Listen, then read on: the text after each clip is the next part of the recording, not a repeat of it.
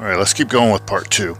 As you can probably deduce, if I said last time that I was unhappy with many of the elements of the BX version of D&D, even though that was the version that I probably like the best, probably fits my taste the best, as that became replaced through the early to mid 80s with AD&D. You can imagine that my interest in it waned considerably because AD&D did a lot of things that I didn't want D&D to do in a way that I didn't want it to do it, even more so than D&D already did things that I didn't want to do in ways that I didn't want to do it. AD&D was not based on rulings and DM interpretation nearly as much. It meant to be comprehensive, it meant to be rulesy, it meant to be definitive, and it meant to kind of do away with that style of play. Now, I don't know that it did so extremely well because AD&D was a very poorly designed game. It was poorly organized, and it was difficult to tell exactly what you were supposed to do quite often. Even though the rules were there, they often contradicted each other. Finding a permutation of what you were supposed to do in one situation might not be where you expected it, and if you just didn't happen to remember from reading through, you may not know how you were supposed to do things. But that was his intent, regardless of how well it did or didn't do that. Now, I know many of you may also say, well, AD&D didn't replace D&D. D&D of the BX version was replaced technically by the BCMI boxes, which were a full game, playable all the way from first level to, infinity, in theory, in its own right. And the BECMI was later replaced by the Rules Compendium, or the RC. However, I should point out that AD&D definitely became the standard, and it became the game that most people played, and it kind of became what people thought of when they thought of D&D, even though the other rules were available and they were out there. Many people that I remember bought the Holmes box set, and they bought the Moldvay and Cook box sets, and then from there, everybody I knew who played AD&D. And I think that that's kind of just the way it went. In part because they were poorly designed and poorly organized. I don't know that anybody that I knew played AD&D correctly, and they played kind of what amounted to a hybrid between D&D and AD&D. Which was fine because the rules were very, very similar to each other anyway, and quite honestly, it amounted to kind of a bunch of house rules that I think many of them were common. I think a lot of the ways that the people I knew hybridized BD&D or D&D and AD&D were very common, and that's how most people did it. And keep in mind, I never actually owned any of the books at this time. The only D&D books that I owned in the 80s were some Salvatore novels and the Weiss and Hickman Dragonlance novels. Other than that, or the first three of those even. Other than that, I was familiar with D&D, and I played it, and I used my friends' books, and I read many of them. And, I wasn't out of the loop in the hobby, but I never actually owned the books, which meant that I couldn't, peruse them cover to cover with a lot of detail, which is fine because I wasn't really all that interested in the rules, and as a person who kind of prefers rulings, shouldn't be surprising. I didn't actually buy any D&D rules until 2000 when 3rd edition came out. By that point, I had been kind of in and out of the hobby. I'd played around with a lot of different things. I had been specifically out of D&D even as I was more interested in the hobby. But D&D 3rd edition kind of brought me back. And one of the things that immediately appealed to me was the slogan of tools, not rules. And in fact, I had always, of course, played that way. And in fact, to be honest with you, I kind of assumed that went without saying and didn't need to be said, but it turns out, of course, that was wrong. It did need to be said. A lot of people don't and didn't play that way. The slogan "Back to the Dungeon," of course, appealed to me considerably less. But the reality is that third edition was a very flexible game system that you could do anything with. And although there was a fair bit of dungeoneering that was a part of third edition, at least if in terms of the modules and kind of what I saw people playing, there was a lot of other stuff too, and it was certainly very easy to use it for other things. I liked the flexibility, being able to do lots of different things that the rules before disallowed or didn't allow, and you had to house rule extensively to get it to do. In third edition, that was not necessarily true. And you could do a lot of things that seemed intuitive to me, but I guess for people who are more in tune with the actual rules of D&D than I was, they probably seemed like, oh my gosh, a dwarf cleric, this is outlandish, I never heard of such a thing. Stuff like that.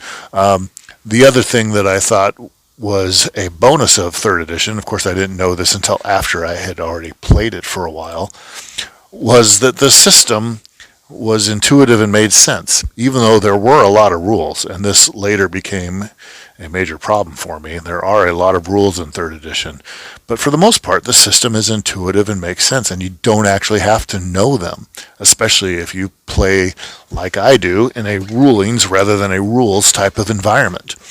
If you played that way, then you kind of knew how to do things. If you had a player describe something that they wanted to do, there were a lot of tools that you could kind of intuitively say, oh, well, you would make this kind of skill check, or you would, do X, Y, and Z. It was very simple. It was a kind of a unified mechanic for task resolution. It actually, even though a lot of people, especially in the OSR, think that third edition did away with this because it had all these rules and made people not be able to play this way. From my perspective, it gave you a lot of tools to play the way that I always wanted to play, which was not focusing on the rules and instead focusing on rulings, because I had a lot of easy to use and intuitive tools that would enable my rulings. And to me, this is a major bone I have to pick with the OSR in general, is that they constantly, well, I say they, and obviously not everybody does this, but a large portion of them constantly harp on skill systems, saying that it's limiting. And I've never understood that. The only thing that the skill system does is give you a unified mechanic to make rulings with. Oh, you want to do that? Well, it seems like it makes sense that you would make this kind of skill check, and here's a DC that I pulled out of my butt because it seems reasonable. So to me, I've never understood, I guess, why the OSR hates the very concept of skill systems. I do understand why they may have hated this. They may not have liked the specific implementation of it in third edition and beyond. I do understand that they may have really disliked the way that some GMs ran it, where, if you wanted to do something, they had to stop everything and try to look stuff up and calculate the quote-unquote correct DC. That I understand, but this, the very concept of a skill system, I don't understand that at all. All it is an intuitive tool to use to help you make rulings. And sure, you can make rulings based on just ability checks, but ultimately, what's the difference between an ability check and a skill check? It's one number versus a different number. It's really the same thing, except that the skill system gives you a little bit more granularity in terms of defining what your character is good at versus ability checks, which is really pretty broad. And that's fine that it's broad.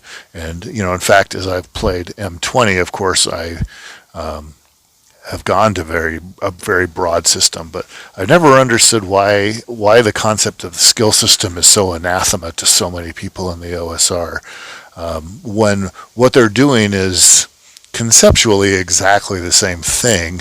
It's just they have a little bit less definition on their character sheet. And it does not mean that you turn to your character sheet to figure out how to do stuff. What it does mean is that if you say you want to do something, the DM has a little bit better tools to make a ruling on it. It's a very bizarre thing. Anyway, third edition, I played it for a long time. I enjoyed it. There are a number of problems with it that became apparent over time.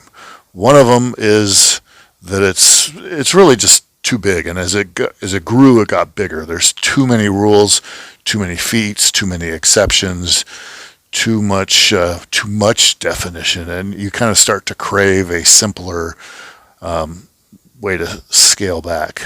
And you could do that by just limiting it, I suppose, to the core books or something. But where's the fun in that? There's a lot of cool stuff in the other books that you want to use, but at the same time, you start using too much of it, and there's too much bloat in the system. And quite honestly, even at the basic 3 books, there's too much bloat. Do you really need I can't remember off the top of my head, 600 pages, 700 pages of rules in order to play the game? If you do, that's crazy. Another problem that it had is that combat wasn't very fun. It was extremely tedious and time-consuming, and the grid-based tactical war game aspect of it was never what I wanted. I wanted abstract or narrative, and nobody likes to say narrative, especially in the OSR, but that's what it is, a narrative or abstract combat. That's what I liked. That's what I was used to, and grids were, and combat maps were at best something that a DM hastily scrawled out if it were necessary because a specific combat was complex or had something unusual about it. Otherwise, if you can't run most combats just describing them and rolling dice, then something's wrong. So I never liked that aspect of it. Combat also, to be honest with you, in third edition, I didn't think it was very fun. I thought it was very long, tedious, time-consuming, especially as you got to higher levels.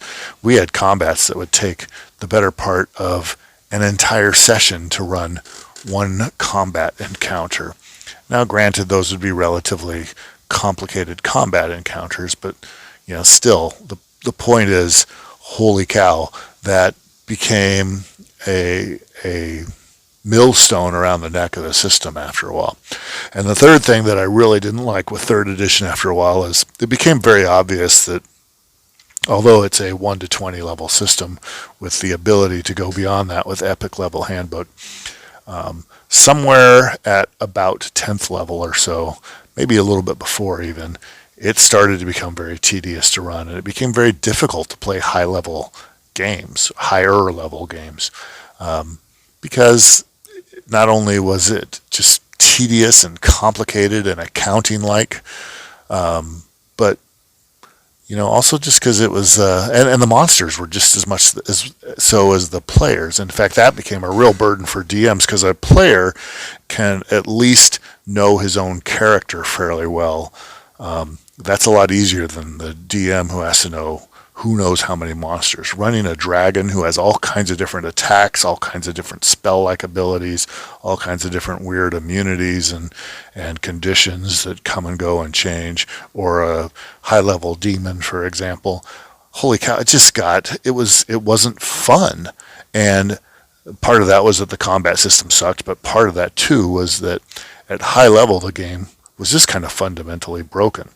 And this was a problem that I had always had with D&D, to be honest with you, is that the game at lower level and at higher level feels very different. It doesn't even feel like the same game. It doesn't even feel like it's in the same genre. It's like, in one game you're doing, a semi-realistic fantasy game in a semi-realistic fantasy world. And, after a while, you realize that actually you're the Avengers gallivanting all across the universe in all kinds of bizarre and weird situations. And it just is, it's not necessarily that one is better than the other, but I kind of prefer that a game stick with one or the other and not try to change from one to the other, if that makes sense. So, and what little data there is, and there's very little data about how people play. Wizards of the Coast have released a little bit here and there in tidbits, and it seems like most people played lower level, and very few people actually played the game above 10th level. And some people did, and they'd play long adventure paths. My experience is that we'd try to play long adventure paths. We only got one to the very end. The rest of them we ended up kind of ditching because it just got too tedious after a while. And that's kind of, I think, the common way that most people played is they would start at first level and they would play for a few levels, and then they would either end or the campaign would just kind of fall apart because it started to become more tedious rather than fun, and before you knew it, people weren't interested in it anymore, and it all just kind of ground to a halt until somebody else proposed, hey, let's start over and do this instead. And so then they would start a new campaign. For whatever reason, most people did not play high level. And high level was broken, so it didn't play or work very well anyway. And then, of course, 3rd edition was replaced by 4th edition, which I never played, never owned. I never read even most of the books, although I did end up reading some of the setting books and some of the other stuff. It seems to me that 4th edition was even more of what I didn't want. It was more complicated. Combat was more tedious. It was more tactical and war-gamey. The classes, although there was a lot of variety, they all kind of felt the same, is what I kind of got the impression of, and maybe I'm wrong about that. There were a lot of things about 4th edition that I did like, especially at the meta setting level, although I had already gone to that point and beyond long before 4th edition came out, so it was kind of like, okay, well, thanks. Now we're on the same page, and I like that more, except you're still trailing where I am in terms of the development of my taste. And I think that in many ways, that wasn't common anyway. I think a lot of people kind of missed the Great Wheel, and they missed some of the D&D-isms that I actually was glad to see minimized or eliminated. 5th edition came out after relatively short time. 4th edition's life cycle was pretty short, but by that point I had already lost D&D. There's a truism that when you have a long-term hobby or whatever, and you lose a customer, it's very, very difficult to bring them back. And in my case, I didn't come back because I found something that made 3rd edition work for me, and that is Microlight, or M20. And when I first saw the conceit of Microlight, and before that even I had used E6, I'd used some other stuff which you could Google, and if you're curious about it, I don't want to get distracted. But when I found Microlight, the conceit is we have condensed the rules down to just a few pages, but it plays like 3rd edition, and it's 100% compatible with all of your 3rd edition stuff if you want to use it. But it does so in a way that is extremely rules light. It eliminates most of the rules and just plays a little different, but it also maintains the harmonized, sensible approach where there's a kind of mechanic which is intuitive and makes sense, and once you know it, you kind of use a variation of it in some way for everything that you do. So M20, or Microlight 20, or I call it M20, promised something pretty big, I think, but I was impressed and I bought into it, and frankly, I've decided that it is exactly what I want in a system. It offers the best of the paradigm of original D&D, or the LBB books, if you will, and the BX books. It offers that paradigm, but it offers the consistency and the intuitiveness of the 3rd edition rules, but it does so in a way that is incredibly rules light. It's even more rules light than most of the OSR books that I'm familiar with. It's more rules light than Swords and Wizardry, for example. Sorry, I said that weird. Swords and Wizardry, which emulates the LBBs. It's more rules light than Basic Fantasy or Labyrinth Lord or BX Essentials, which emulates the BX books. And it can be because the rules are more intuitive and more consistent and they make sense, which is its legacy from 3rd edition. Not only that, I've got a lot of 3rd edition stuff. If I want to pull some bizarre monster out of some book that I have for 3rd edition written by a third party, like the Monsternomicon, for example, by Privateer Press, I can, and I can run him pretty much without any trouble, or I can convert him easy if I actually want to go to the trouble. But I don't even have to do that because I can actually run him. It's pretty easy to say, okay, well, all these rules from 3rd edition map to these fewer rules in M20, and I can run it without even doing a conversion. I can literally just run it on the fly. It emulates it sufficiently well in a rules light context that I don't even need to convert, which is kind of amazing. But of course I can. And one of the other things that I think M20 offers is that so many people have modded it and come up with their own versions of it and adapted it to other genres and whatnot, that it, and other settings, that it is just a supremely useful and easy to use do-it-yourself kit. And that's another aspect of old school D&D, the LBB paradigm, that I absolutely love. So in fact, what I have done is I've messed around. I eventually kind of created an alternative D&D, but then I kind of shelved it a little bit and modified it slightly. So basically what I have done with M20 is I've created 2 games that are just absolutely 100% complete games. One is a fantasy game, and it's designed to emulate my setting, and it could easily be changed to emulate D&D. It's mostly just a question of race selection and a few other things. Then I've got another version that's designed to emulate space opera, and it was originally designed to run Star Wars, although I now have my own setting, and it's basically Star Wars with the serial numbers filed off, let's be honest. But I have space opera and I have sword and sorcery, if you will. And there's a few things that are different. Magic is different. It's much easier, but it's also not Vancian like D&D is. It's Lovecraftian, I would say, is probably the best way to describe it. And there's a lot of elements of the way my fantasy runs that some people would look at and say, oh, this feels a little bit like Call of Cthulhu. It's not really meant to be exactly, because it's more of a swashbuckling game like D&D, but it does kind of have that dark fantasy and horror element that original old sword and sorcery stories did have. And to me, that makes it even more old school than even old school D&D in some ways. And I know it's not a pissing contest on whose school is more old, but to me that in some ways it feels more old school sword and sorcery.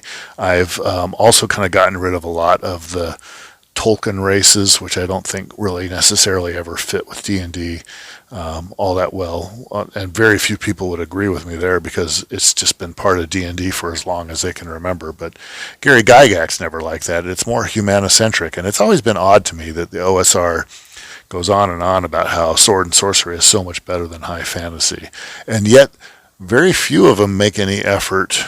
And this isn't universally true, some of them do, but very few of them make any effort to remove the high fantasy influences that the game has, which even Gary Gygax himself said were basically a bait and switch hook to get high fantasy fans to play the game.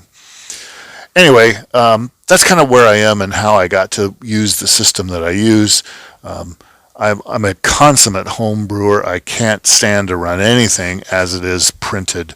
I have to at least tweak it, but ideally I like to just do my own stuff. I'm a do-it-yourself kind of guy, and I think that that's very much in the style and the expectation of the older D&D paradigm. So I've modified the rules to be unique and somewhat esoteric to my own setting.